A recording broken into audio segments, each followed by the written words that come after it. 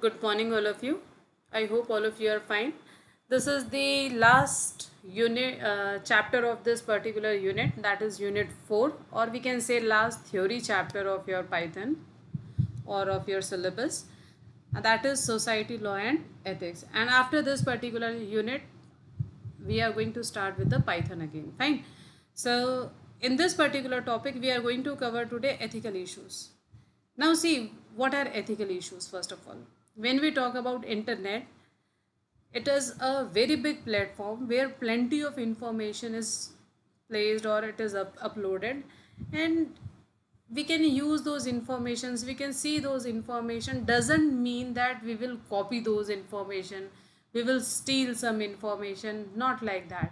Okay, so basically what we have to understand that if enormous amount of information has been placed over there, doesn't mean that it is our information. Fine, it is others information, and we should give respect to those informations also. We should handle them properly, we should take care of them properly. So today we are going to discuss some of the issues, or we can say some of the popular issues.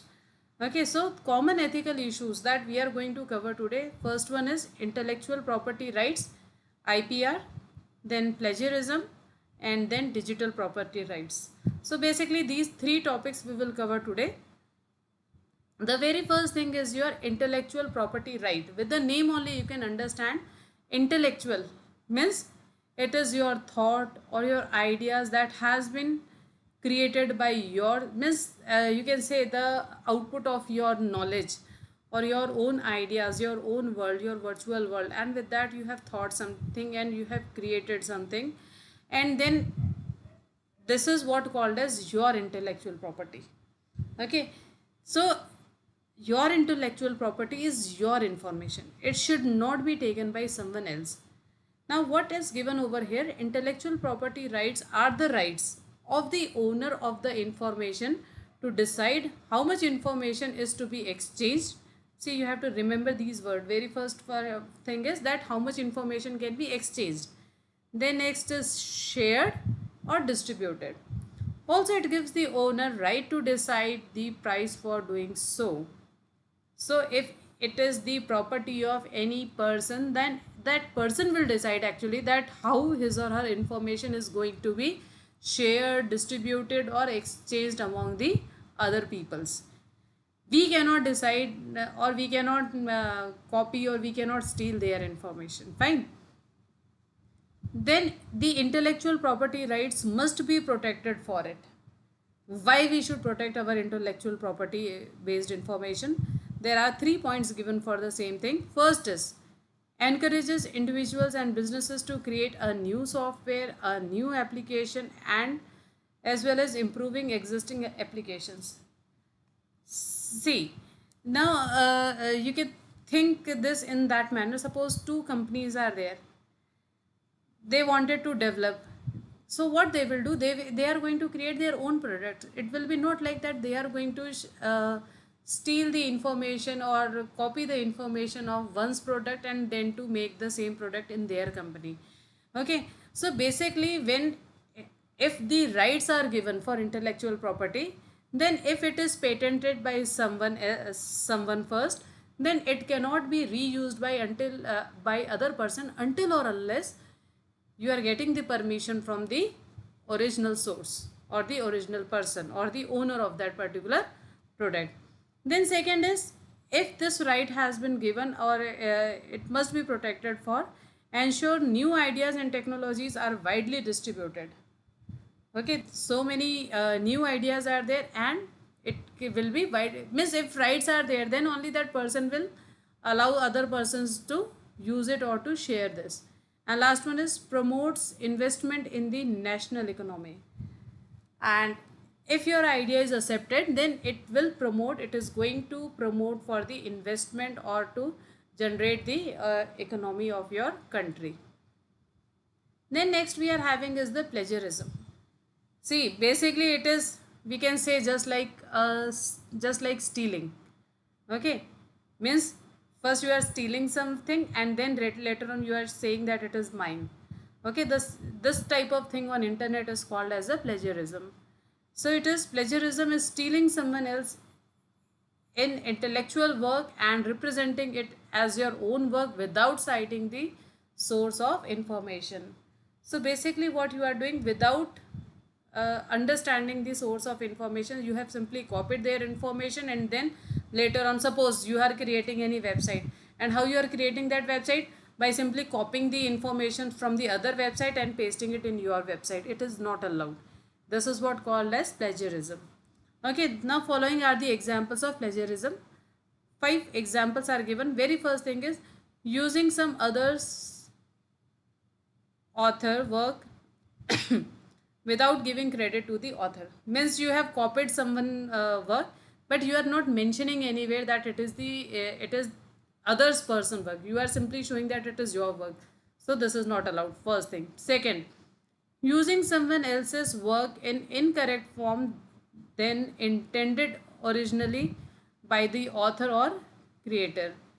Means if you have used others person work and you are not presenting it in the correct form, you are presenting it in the incorrect form. Then modifying oblique lift in someone's protection such as a music, composition, etc., without attributing it to the creator of the work. Again, without the knowledge of the person, you are simply copying, modifying their information. Okay, so many remixes are there. So this is the best example. Without taking permission from the original singer, what you are doing, you are making a remix of any song. So again, it is not allowed. Means basically what we are doing, we are modifying their original content. So again, this comes under plagiarism. We need to take permission for that, or maybe for that we are supposed to pay to that person. Then next is giving incorrect source of information, that is wrongful citation. Then see, incorrect source of information. It means suppose we are representing against something, but we are not revealing the exact source of that thing. Okay, we are either showing the other source, or we are, when we see, when we don't wanted to actually show the complete information, in that particular case what we are doing, generally we are hiding the source. Okay, we are hiding the source means we are actually not revealing the correct information to the other person. Again, this is not allowed and it comes under plagiarism. Then last one is failure in the Git, acknowledging the contribution of others in the collaborative effort to which you are also a part. There was a mistake. It is failure in giving credit. Fine, I have corrected this just now. So failure in giving credit or acknowledging the contribution of others in a collaborative effort to which you are also a part of. It means you have copied someone's information, but again you have not acknowledged that person where you have copied the information, or where you have you are displaying the information. You must at the same time acknowledge the person or the source of that particular product or the information. So these all things comes under plagiarism. Then last we are having is the digital property rights. Now with the name only you can understand digital property. It means the property that you have created in the electronic form or in the digital form. It means your e-information. Okay, so here it is. Digital property refers to any information about you or you created by, fine, again I am reading this. Digital property refers to any information that about you or created by you that exist in digital form, either online or an electronic storage devices. So basically see, here you can understand that it is nothing but the digital property. First of all, digital means which is online available. Okay, means in the form of electronic medium, refers to any information about you or created by you. Means any information maybe you have created, or it's your own information that exists in digital form, either online or an electronic storage devices. So we can say online or offline both, means, but it is in the digital form. So these all things is called as digital property. Now first is the threats to digital property. The very first thing is the see, we have to understand that see, when our information is placed online or on any storage devices, there are chances of multiple threats.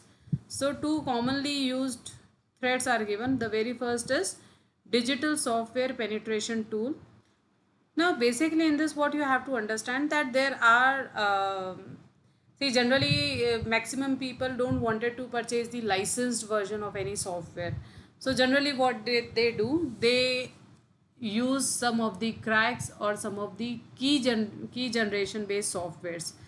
What those cracks do, first of all, if you are using any crack, in that particular case, randomly you can insert any key, and then even you don't require any key, and your software, your means you are not supposed to purchase the license for that software. Similarly, if you are having key generators, in that particular case, what you can do is like you can randomly you can generate one key with the help of key generator software, and that key you can give to your software and it will start working. Basically overall it is nothing but the using of pirated version of the softwares. Okay, so this is what the first thing, that digital software penetration tools. There are so many tools. Second is stealing and plagiarizing codes of your digital properties. So see here, with the name only you can understand that first thing is the stealing of the information, and second thing is the plagiarizing codes, means again copying the code. For example, suppose your computer is completely licensed one, every software in your system is licensed one, but somebody else has taken the complete mirror image of your system, means all your softwares, and then then creating its pirated version. So this is what called as plagiarizing the codes of your digital properties. Then the next topic we are having is digital property rights protection. Now again see, for digital property rights protection, 3 points are there. First is anti-tamper solution. Now actually anti-tamper solution is verifying that your system is safe. You can prevent your system from the hacking if you are using any anti-tamper app or the software. So in that particular case, what you can do, you can prevent your system from hacking, or you can use some backward engineering, which is again not there in your syllabus, but with that you can save your digital property. Second is legal clauses. With your application softwares or with any of the softwares, you can add one legal page which will actually indicate all the terms and conditions to use that particular software. And the last point is limit the sharing of the software code. Even when the software has been developed, at that particular time you can decide that how many peoples are going to use, to which people actually you wanted to share. You can grant and revoke the permission for the sharing of the information. I hope all these points are clear to you. Thank you so much.